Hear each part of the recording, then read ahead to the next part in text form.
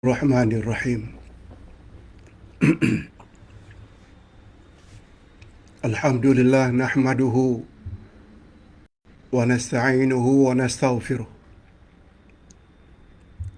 Wa na'udzu billahi min shururi anfusina wa min sayyiati a'malina. Man yahdihillahu fala mudilla lahu wa man yudlil fala hadiya lahu. Asyhadu an la ilaha illallah wahdahu la syarika lah wa asyhadu anna Muhammadan abduhu wa rasuluh la nabiyya ba'dah.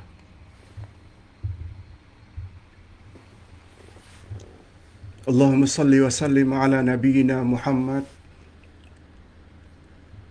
wa ala alihi wa sahbihi ajma'in, amma ba'd. Hadirin dan hadirat serta para pemirsa yang saya hormati, Assalamualaikum warahmatullahi wabarakatuh.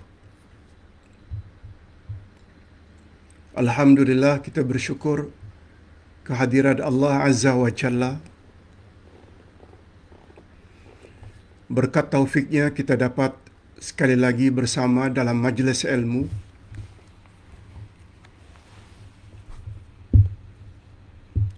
Berdasarkan kitab Ke Arah Memahami Al-Quran juzuk atau jilid yang kelima, pelajaran yang terakhir. Pelajaran yang terakhir atau pelajaran yang ke-150. Sebab setiap kitab mengandungi 30 pelajaran. 15 Al-Quran, 15 hadis. Setiap jilid.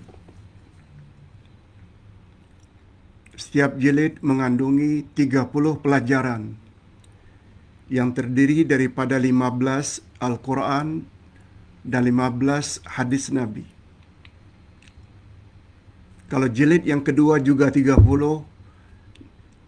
jilid yang ketiga, keempat, kelima masing-masing 30. Maknanya, kalau 5 jilid, masing-masing jilid 30 pelajaran, 30 kali 5, 150. Nah, pelajaran hari ini adalah pelajaran terakhir dalam kitab Ke Arah Memahami Al-Quran jilid 5, adalah pelajaran yang ke-150. Giliran pembahasan tentang hadis Nabi. Di bawah tajuk, mengapa kita wajib berdakwah?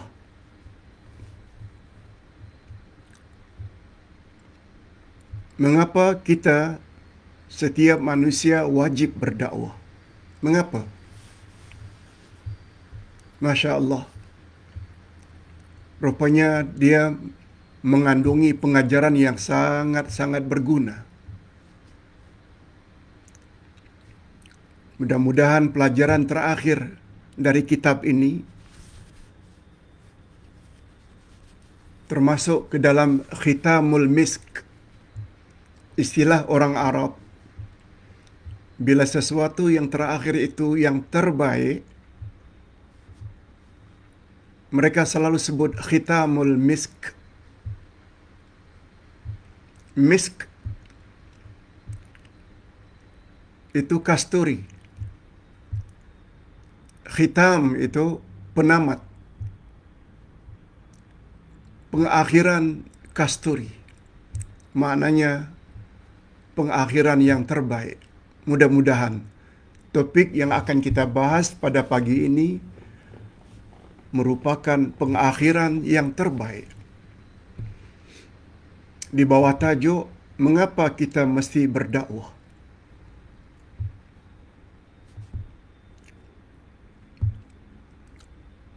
Sila ikuti dengan tekun, fokus, konsentrasi. Walaupun Ustaz tidak dapat bercakap lebih panjang, karena masih lagi batuk-batuk dan suara tidak dapat lebih kuat.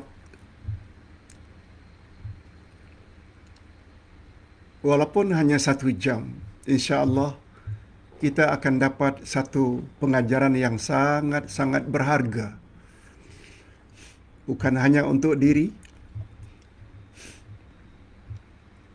bukan hanya untuk rumah tangga, bukan hanya untuk karya atau taman masyarakat, malah untuk negara.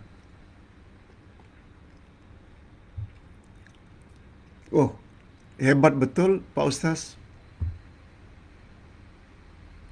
Kalau begitu pembahasan pagi ini,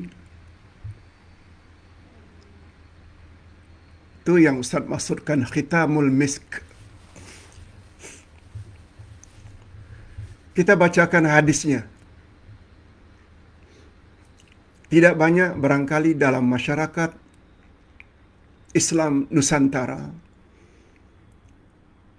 yang dengar hadis ini. Ada itu ada, tapi tidak semua. Malah banyak yang belum tahu. Ustaz bacakan dulu.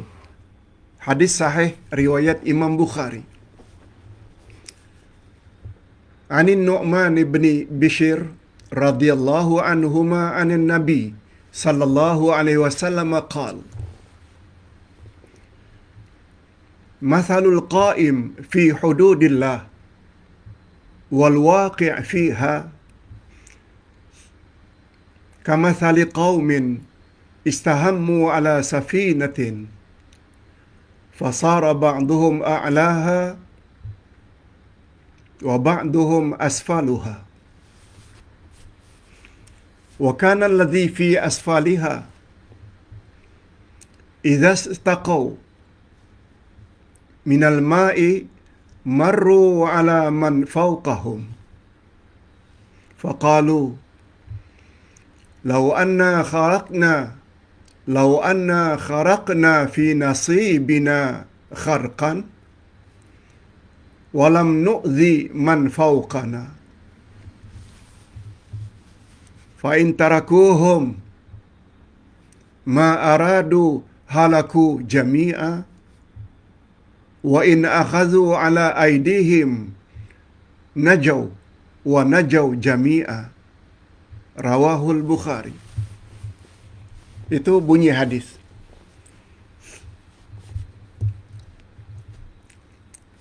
Sila dengar terjemahan harfiah, literal translation. Daripada Nu'man bin Bishir radhiyallahu anhuma, daripada Nabi sallallahu alaihi wasallam, sabda baginda. Coba dengar baik-baik. Perumpamaan antara orang yang menjaga batasan-batasan Allah dan orang yang melanggarnya. Ustaz ulang. Perumpamaan antara orang yang menjaga larangan-larangan Allah dan orang yang melanggar larangan-larangan Allah adalah seperti orang-orang yang mengundi di atas sebuah kapal.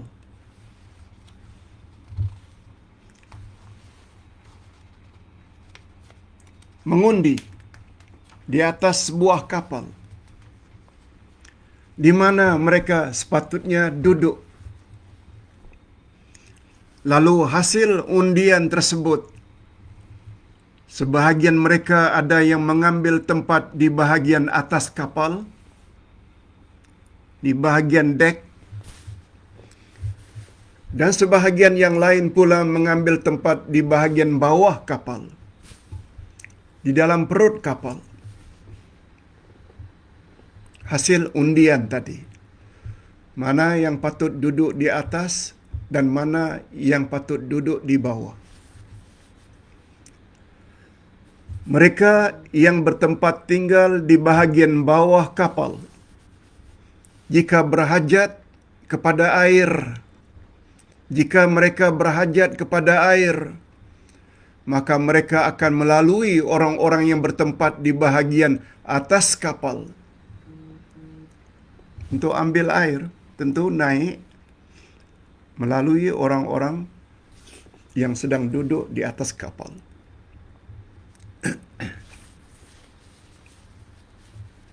Dan bila itu berlaku, niscaya kita akan mengganggu mereka yang berada di atas. Sebab kita dari bawah naik tangga lalu lalang melalui orang-orang yang duduk di bahagian atas.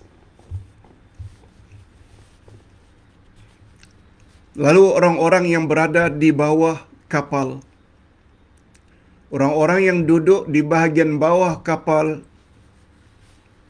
berkata,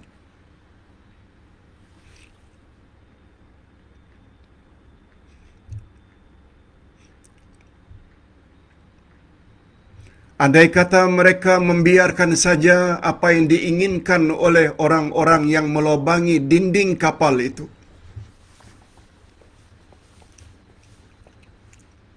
apa orang yang duduk di bahagian bawah kapal, mereka berkata, supaya tidak menyusahkan orang-orang bahagian atas, mereka berkata, sekiranya kita lobangi saja bahagian kita ini, di bahagian bawah ini kita lobangi saja dinding kapal,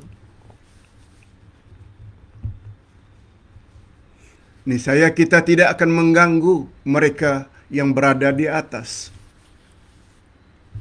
Kalau kita ingin air, kita bocorkan saja bahagian perut kapal, kan air langsung memancut. Tak perlulah kita menyusahkan orang di atas. Andai kata mereka membiarkan saja apa yang diinginkan oleh orang-orang yang melobangi dinding kapal itu, mereka biarkan saja, niscaya akan binasalah mereka semuanya. Bila dibiarkan orang bawah melobangi dinding kapal, walaupun niatnya baik, niscaya akan binasalah orang yang melobangi, juga orang yang di atas akan binasa.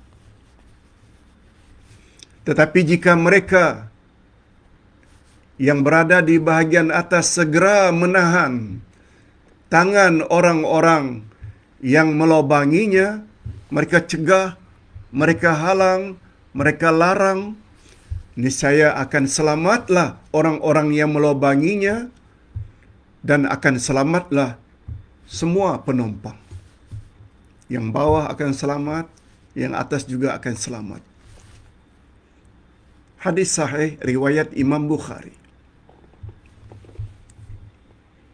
Hadirin dan hadirat, itu baru terjemah harfiah.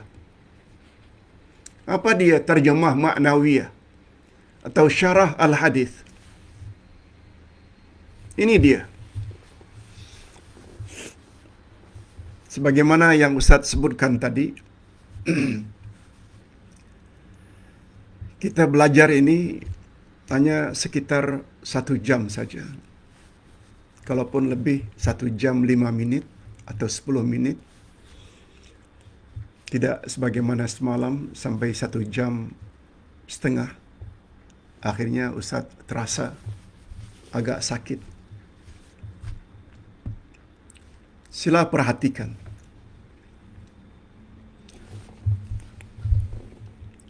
Pertama sekali, kata para ulama hadis ketika membahas hadis ini,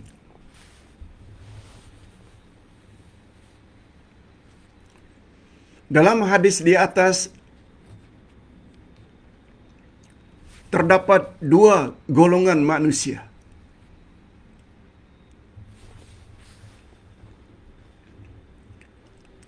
Golongan pertama disebut al-qa'im fi hududillah, yakni orang-orang yang istiqamah dan menjaga hukum hakam Allah dan sanggup menegur jika melihat kemungkaran berlaku. Itu namanya al-qa'im fi hududillah. Mudah-mudahan kita termasuk golongan ini. Golongan kedua disebut dalam hadis al-waqi' fiha. Golongan kedua ini mereka yang melakukan maksiat dan dosa.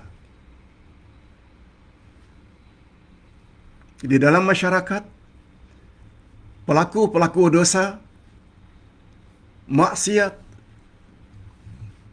secara merajalela, golongan yang kedua. Setiap masyarakat ada. Cuma ulama hadis menambah, selain dua jenis manusia tadi, manusia yang istiqamah, senantiasa berbuat baik, sanggup menegur tidak atas kemungkaran, itu al-qa'im fi hududillah. Yang kedua, yang selalu melakukan maksiat dan dosa. Ada lagi golongan yang ketiga, kata ulama hadis, yaitu al-mudhinu fiha. Al-mudhinu fiha, yaitu golongan yang berdiam diri. Golongan yang berdiam diri terhadap perkara mungkar dan enggan menegur. Yang mungkin dalam istilah harian kita, golongan di atas pagar. Kesini tidak, buat dosa tidak. Menegur kemungkaran yang dilakukan pun tidak. Menegur tidak, atau melarang tidak, walaupun mereka tidak buat maksiat, tapi membisu, mendiamkan diri. Golongan ini terdapat dalam riwayat yang lain.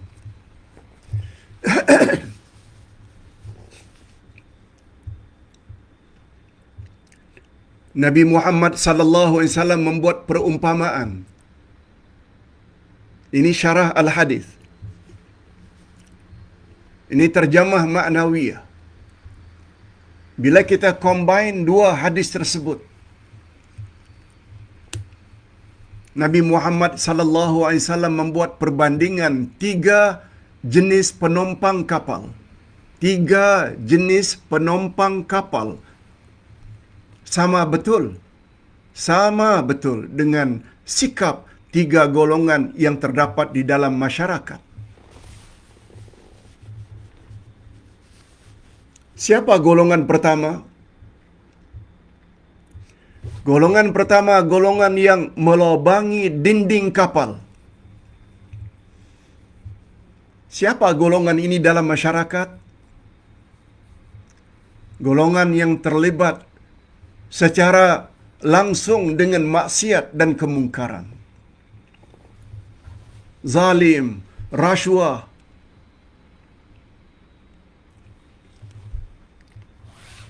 memeras. Ini golongan ini. Na'udzubillahi min dzalik. Golongan ini adalah golongan yang melobangi dinding kapal tadi. Golongan yang kedua, golongan yang segera bertindak dan berusaha sesuai dengan kemampuannya untuk menghalang kemungkaran yang berlaku.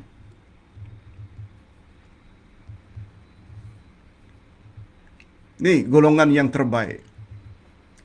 Mereka tidak tinggal diam, mereka tegur, mengambil tindakan hukum terhadap pelanggar-pelanggar maksiat.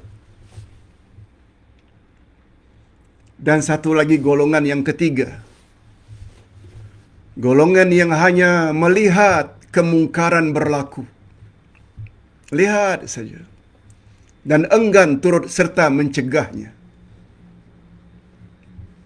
Malah salah-salah siapa yang coba mencegah, mereka ditangkap dan diambil tindakan.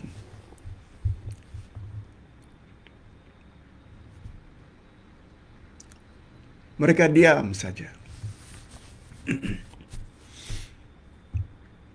Hadirin dan hadirat rahimakumullah.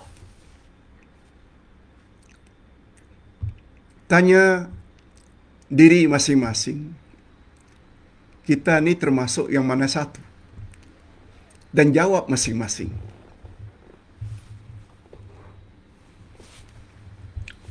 Jawab sendiri-sendiri. Termasuk pembuat kemungkaran, iaitu kelompok yang melobangi kapal. Golongan yang tegas menegur tak kira apapun yang akan terjadi, atau golongan yang membisu. Okey. Sekarang kita masuk kepada masyarakat Islam. Hadirin dan hadirat, tentang masyarakat Islam ini, di antara ciri-ciri khas undang-undang masyarakat Islam ialah, apa dia ciri-ciri khas masyarakat Islam, Pak Ustaz?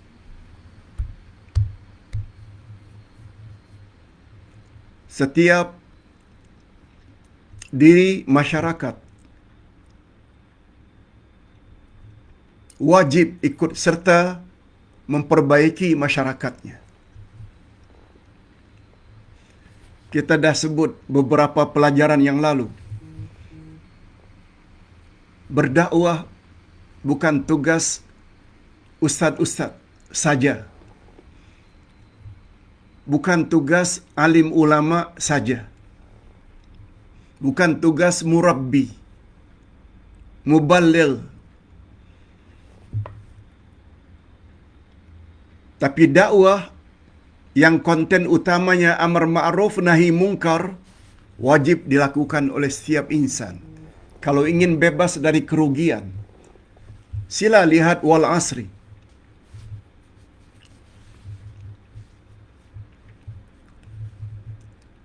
A'udzubillahi minasyaitonirrajim wal asr. Demi masa. Innal insana lafi khusr illa alladhina amanu wa amilus salihati wa tawasaw bil haqq wa tawasaw bis sabr. Seluruh jenis manusia dalam kerugian kecuali mereka yang beriman, beramal saleh, berpesan-pesan dengan kebenaran iaitu dakwah, berpesan-pesan dengan penuh kesabaran. Urutannya sangat cantik.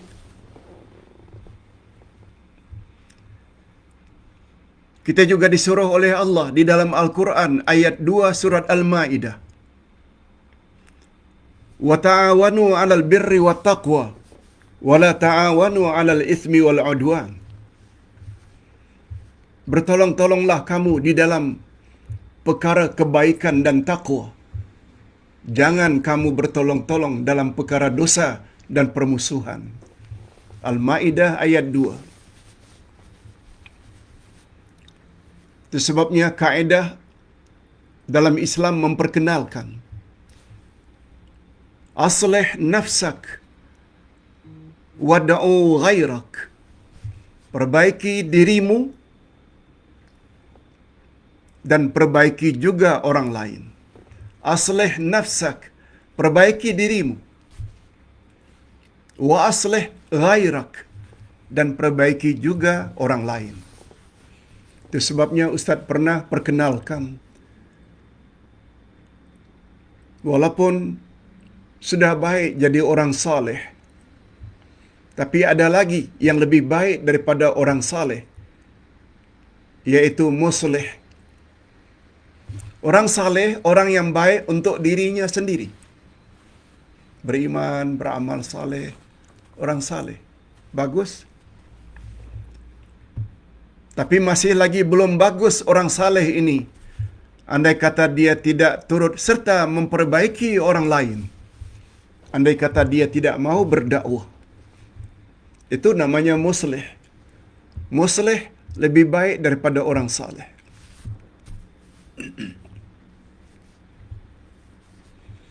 Nah, timbul pertanyaan, Pak Ustaz, Mengapa kita mesti berdakwah? Mengapa Pak Ustaz?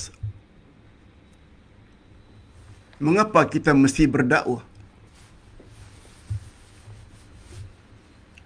Banyak pertanyaan muncul dalam masyarakat. Mengapa kita mesti berdakwah?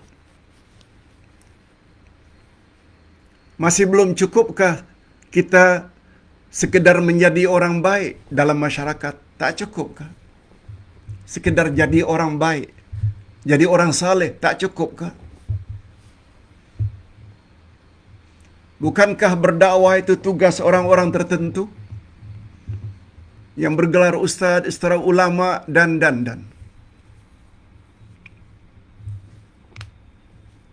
Untuk menjawab kemuskilan ini,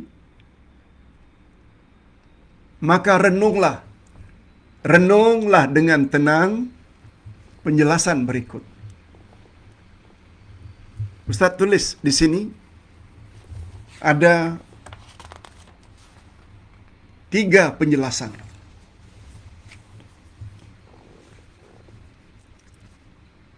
Mengapa kita mesti berdakwah?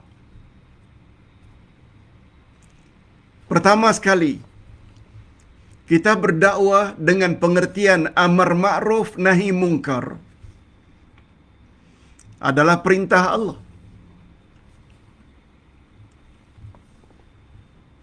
Sungguh banyak ayat Al-Quran dan sunnah Nabi sallallahu alaihi wasallam yang menyuruh orang-orang yang beriman agar melaksanakan sesuai dengan kemampuan masing-masing. Sebagai contoh, hadis riwayat Imam Bukhari dan Imam Ahmad. Ballighu anni walau ayah. Apa kata Nabi? Sampaikanlah apa yang kamu tahu daripada aku, walau 1 ayat. Walau 1 ayat. Hadirin dan hadirat, para pemirsa sekalian, kita yang sudah menuntut ilmu mendengar ceramah bertahun-tahun, bukan 1-2 ayat. Belajar Quran saja sudah 7 juzuk. Ke arah memahami Al-Quran dan Al-Hadis dah 5 juz, 5 jilid, 150 pelajaran.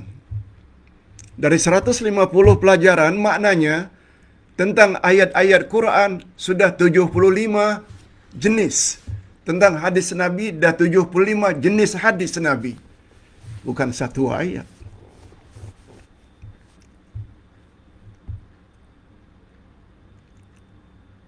Nabi kata, sampaikanlah kepada orang lain kebenaran yang aku bawa, walaupun kau tahu baru 1 ayat.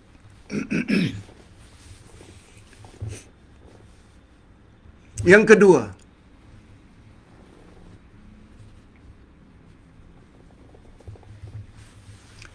kita berdakwah menyampaikan kebenaran sebab ia salah satu syarat untuk terhindar dari kerugian. Sebab surat Wal Asri tidak menyebut innal insana lafi khusrin illa alladhina amanu wa amilus solihat. Full stop. Waqaf sampai di situ. Tak. Sesungguhnya seluruh manusia dalam kerugian kecuali orang yang beriman dan beramal saleh. Tak. Ada tambahan 2 lagi.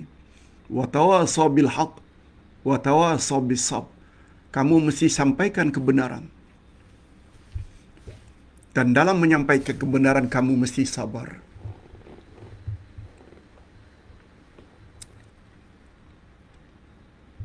Dan yang ketiga, mengapa kita mesti berdakwah?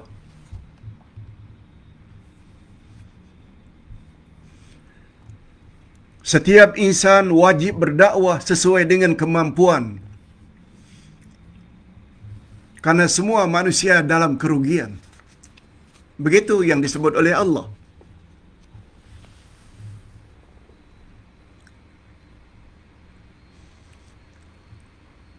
Allah tidak sebut insan-insan tertentu. Pak Ustaz ke, pendakwah ke, mubaligh ke. Tak. Allah gunakan istilah innal insan. Bukan innal ustaza. Atau innad da'iyata. Innal muballigha. No. Innal ulama'a. No. Innal insan. Selagi manusia itu berkeyakinan dia seorang insan, tak kira laki-laki, tak kira perempuan, semuanya merugi. Kecuali bila ada 4 sebab tadi. 4 syarat tadi. Iman, amal, dakwah, sabar. Nah, sampai kita ke bahagian yang terakhir. Apa dia, Pak Ustaz?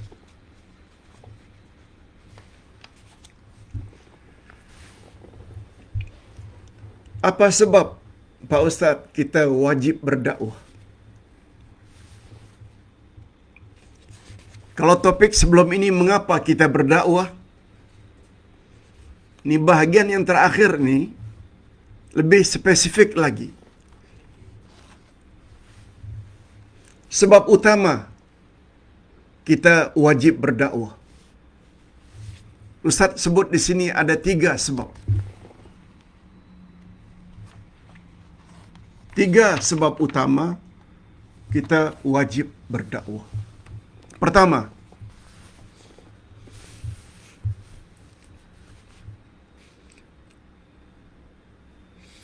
karena manusia sudah menjadi sifat semula jadi, mudah terpengaruh dengan keadaan lingkungan. Mengapa kita wajib berdakwah? Mengajak orang berbuat baik.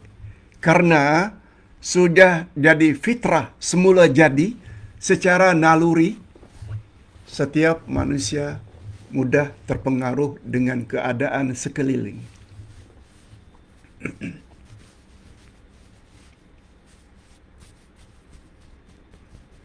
Maksudnya, baik macam manapun diri seseorang, bila dia berada di dalam masyarakat yang tidak baik, lama-kelamaan dia juga akan turut jadi orang yang tidak baik, walaupun pada asalnya baik. Atau sebaliknya, orang yang tadinya tidak baik, dia duduk dalam masyarakat yang baik-baik, besar kemungkinan lama-kelamaan, karena persekitarannya orang baik-baik belaka, dia akan jadi baik. Yes. Dari mana Pak Ustaz mengambil dalil tersebut? Coba dengar hadis sahih riwayat Imam Bukhari dari Abu Hurairah. Apa kata Nabi? Kullu mauludin yuladu 'alal fitrah. Fa abawahu yuhawidanihi aw yunassiranihi aw yumajjisanihi. Coba dengar baik-baik.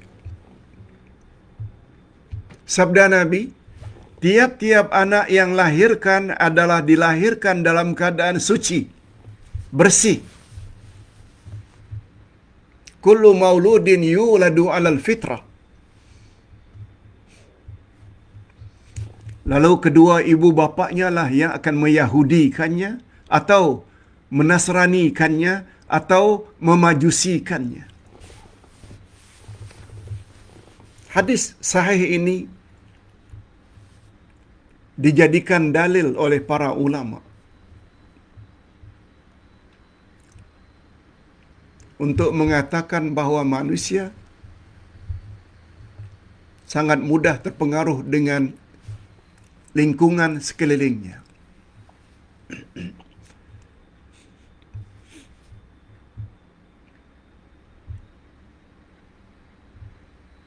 dalam skop yang kecil. Anak lahir dari perut ibu, keluar dari perut ibu. Betul tak dalam keyakinan kita, dia sebenarnya dalam Islam? Sebab dia suci. Sebab dia tak berdosa. Mengapa dia akhirnya jadi Yahudi? Karena ibu bapaknya Yahudi. Bimbing dia, ajar dia. Akhirnya bila dah membesar, jadi Yahudi. Yang mendakwa Uzair anak Tuhan. Betul tak ibu bapaknya itu adalah lingkungannya yang membentuk dia? Walaupun dia keluar sebagai Islam, akhirnya jadi Yahudi. Bila keluar dari perut seorang Nasrani, dibimbinglah. Dibimbing. Akhirnya mendakwa pahaman Trinity, Isa sebagai anak Tuhan. Kalau ibu bapaknya Majusi, penyembah api, dia akhirnya menjadi penyembah api bila dah besar. Syukur Alhamdulillah, kita dilahirkan oleh ibu bapa Muslim dan Muslimat. Akhirnya kita jadi Muslim, menyembah Allah yang Maha Esa. Itu pun kita katakan masih belum cukup lagi. Kalau hanya Islam keturunan, belum. Islam bukan agama keturunan. Islam agama ilmu. Islam milik Allah. Agama Allah yang dibawa oleh Rasulullah. Kalau ingin selamat, bimbinglah anak, cucu, zuriat, supaya paham Quran dan Sunnah. Inilah nama bukunya, Ke Arah Memahami Al-Quran dan Al-Hadis. Bapa-bapa dan ibu-ibu tak memiliki kitab-kitab lain pun, memiliki kitab seperti ini, itu pun sudah rasanya memadai. Kita tahu Quran, kita tahu hadis Nabi. 75 pembahasan tentang ayat-ayat Quran, 75 topik pula membahas tentang hadis-hadis Nabi. Itu pun rasanya adalah cukup.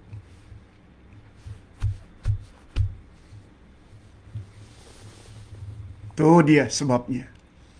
Mengapa kita wajib berdakwah?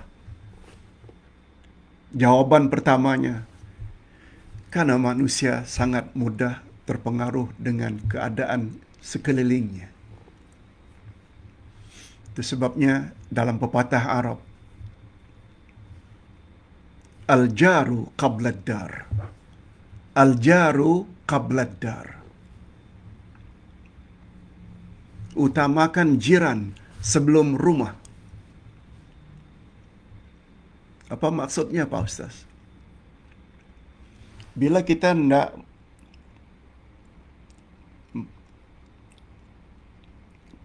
membeli rumah atau menyewa rumah, kita hendaklah utamakan jiran dulu daripada rumah tersebut. Jangan-jangan mentang-mentang rumah itu macam istana, cantik, mewah, kita langsung setuju beli atau menyewa. No. Kita mesti tengok dulu jiran tetangga. Rumah yang kita ingin beli, rumah yang ingin kita sewa, tetangganya dulu. Sebab baik macam manapun rumah tersebut yang akan kita diami, bila tetangga sekelilingnya tidak baik, maksudnya lama-lama kita akan jadi orang yang tidak baik. Itu maksudnya pengaruh lingkungan. Itu sebabnya kaedah atau bidalan Arab al-jaru qablad dar. Tengok dulu jiran sekeliling sebelum kamu tengok rumah. Sebab yang kedua, Kita berkewajiban mewujudkan masyarakat yang saleh. Kita berkewajiban mewujudkan masyarakat yang baik-baik. Setiap muslim dan muslimat dituntut agar berusaha mewujudkan masyarakat yang saleh. Hakikat ini bersesuaian dengan tujuan utama manusia diciptakan oleh Allah. Semua kita tahu tujuan Allah cipta manusia agar beribadat pada Allah. Wa ma khalaqtul jinna wal insa illa liya'budun. Aku tidak jadikan jin dan manusia melainkan agar mereka beribadat kepadaku. Ibadat pada Allah maksudnya buat suruhan Allah, jauhi larangan Allah. Ibadat bukan hanya salat, puasa, zakat, haji ya. Kan? Ibadat dengan pengertian yang umum membawa makna taat kepada Allah. Sebagaimana definisi ibadat yang diperkenalkan oleh para ulama, antara lain Imam Ibn Taymiyah, makna ibadat sebenarnya ismun jami'un likulli ma yuhibbuhullahu wa yardah minal aqwali wal af'al az-zahirah wal batinah. Artinya,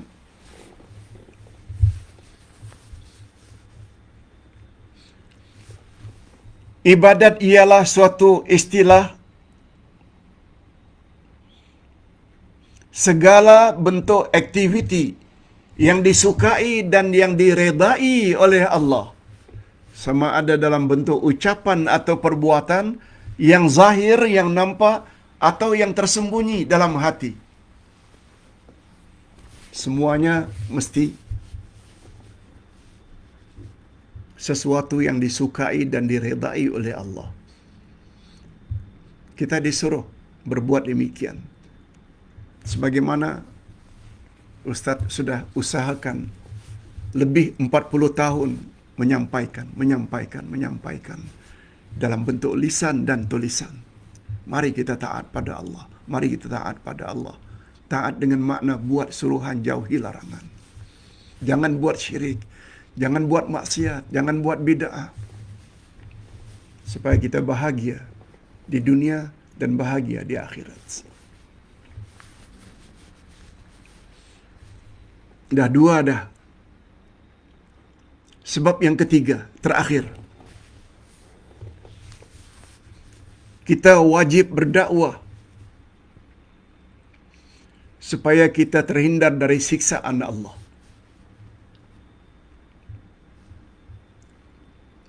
Apa kaitannya Pak Ustaz?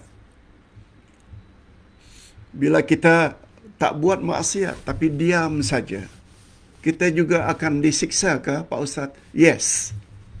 Walaupun tidak berbuat dosa.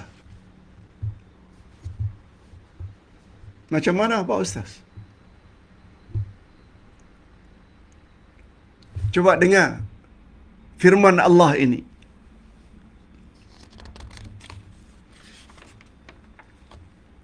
Surat Al-Anfal ayat 25. Apa kata Allah? وَاتَّقُوا فِتْنَةً لَا تُصِيبَنَّ الَّذِينَ ظَلَمُوا مِنكُمْ خَاصَّةً وَاعْلَمُوا أَنَّ اللَّهَ شَدِيدُ الْعِقَابِ.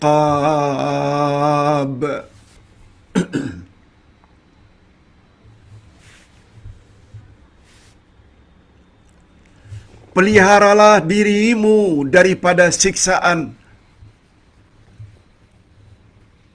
Peliharalah dirimu, hindarkan dirimu daripada siksaan yang tidak khas menimpa orang-orang yang berbuat jahat sahaja.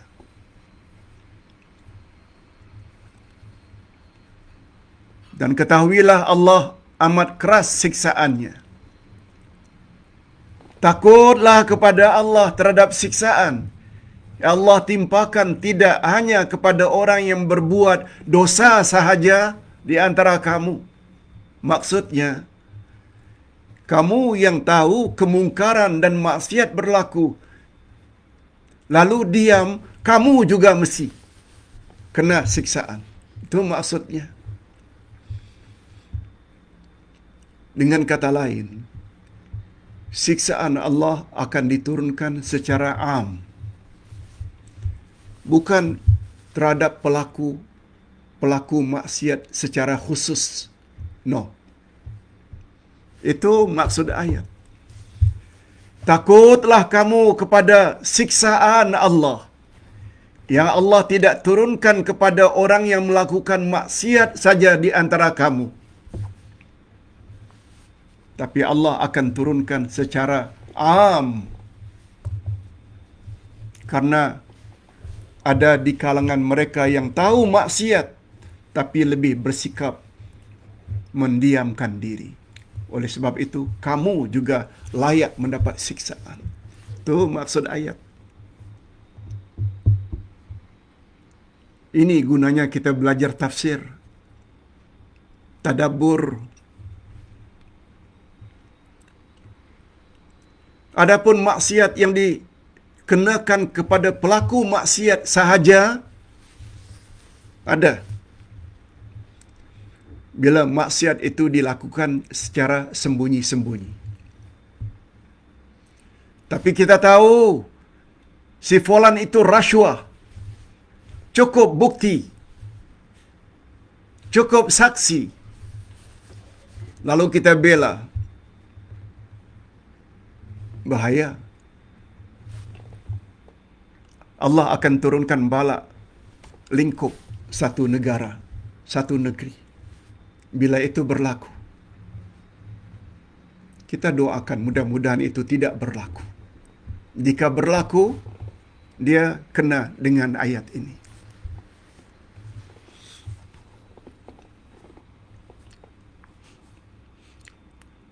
Demikianlah 3 sebab mengapa kita wajib berdakwah. Jadi untuk menjaga diri, untuk menjaga masyarakat, untuk menjaga negara, sifat amar ma'ruf nahi mungkar mesti dihidupkan. Semangat dakwah amar ma'ruf nahi mungkar berdasarkan Al-Quran dan Sunnah mesti ditegakkan. Tak boleh diam. Diam akan hancur semuanya. Ustaz kira ini dulu yang dapat Ustaz sampaikan. Dengan ini, maka tamatlah buku Ke Arah Memahami Al-Quran jilid yang ke-5. Dan minta maaf, jilid yang ke-6 belum selesai lagi Ustaz tulis.